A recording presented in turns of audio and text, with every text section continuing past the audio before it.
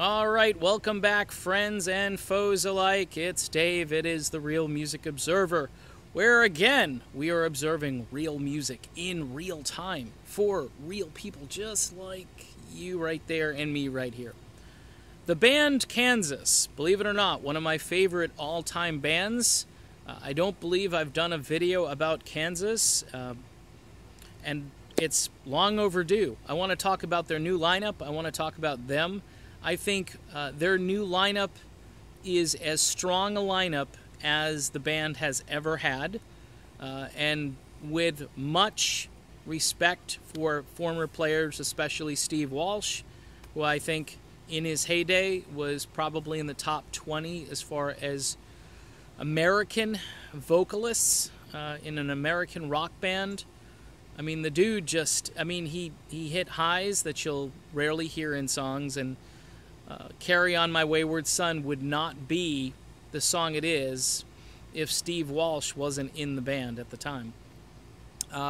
Kerry Livgren, an amazing, guitar player, songwriter, a lot of deep thoughts in that man's brain, and a Christian convert who really sort of asked a lot of questions, and those questions poured themselves out in song lyrics. And I remember when I was a kid listening to Dust in the Wind. It came on the radio, driving with my mother.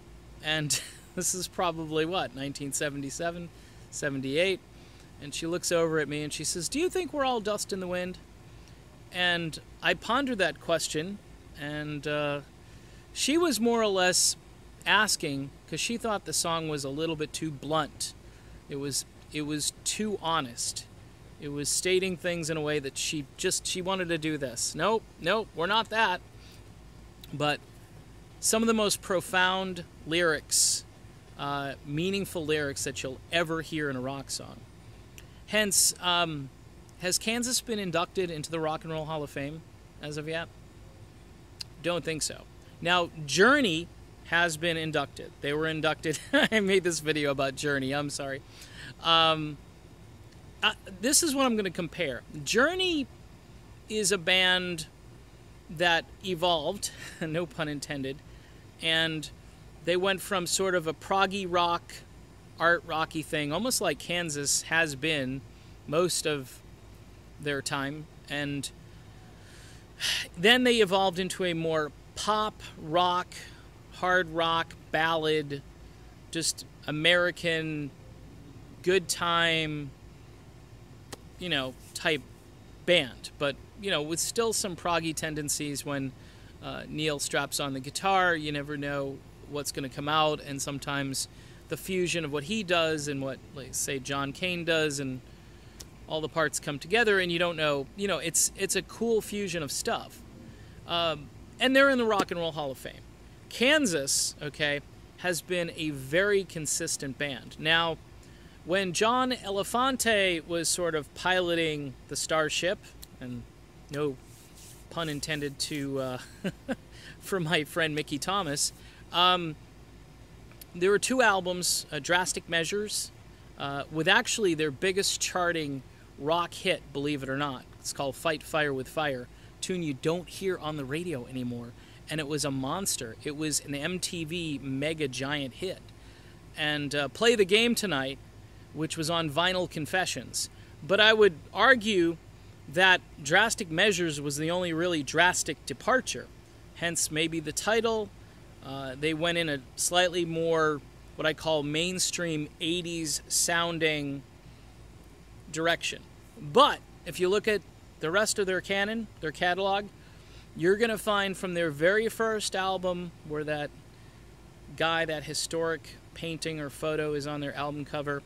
It's like the old man in some history book or something, standing on the brink of something. And that artwork would, of course, evolve over time, but a lot of those pictures of antiquity and just cool things, cool images. That's, I had the Leftoverture album. I just always would, and Point of No Return, with the ship going over the... I had all those covers. Monolith, too, is strange, and they went into that sort of Native American kind of thing that was happening. And again, it's Kerry Livgren, maybe getting a little eccentric in his songwriting at the time, but it was still interesting stuff. But I want to talk about their lineup today with Ronnie Platt singing. You know, when Steve Walsh left, I was one of those guys who, at the time, would have done a video that would have asked Steve to step down. I love him. I think he is a great vocalist. I think creatively speaking, from a songwriter's point of view, he wasn't the driving force in the band, but he could co-write songs. He could help finish songs. Occasionally he would write a full song. But at this point, he was more or less an aging tenor who was really struggling not to necessarily hit the notes, but to sound like his former self. There was, a creakiness to his voice, an aged quality, which was it was hard to listen to at times.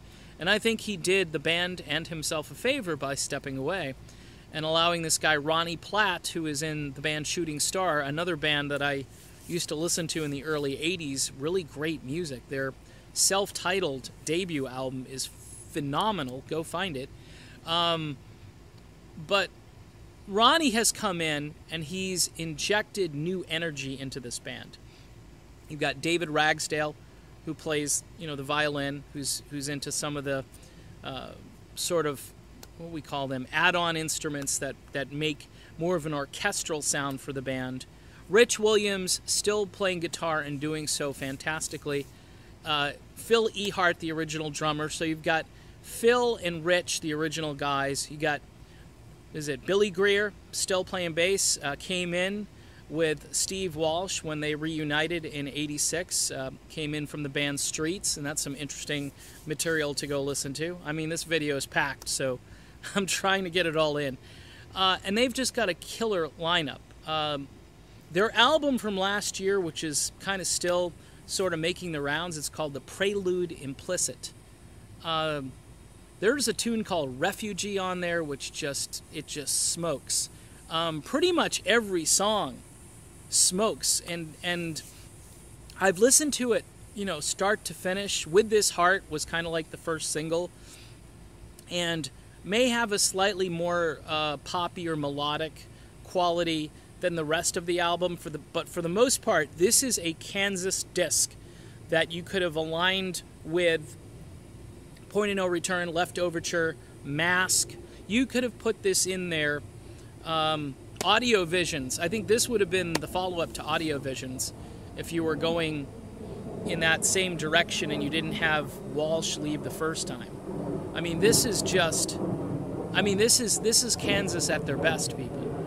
And as a fan, I just want to point out that if you have an opportunity to see Kansas play live, go check out Ronnie Platt.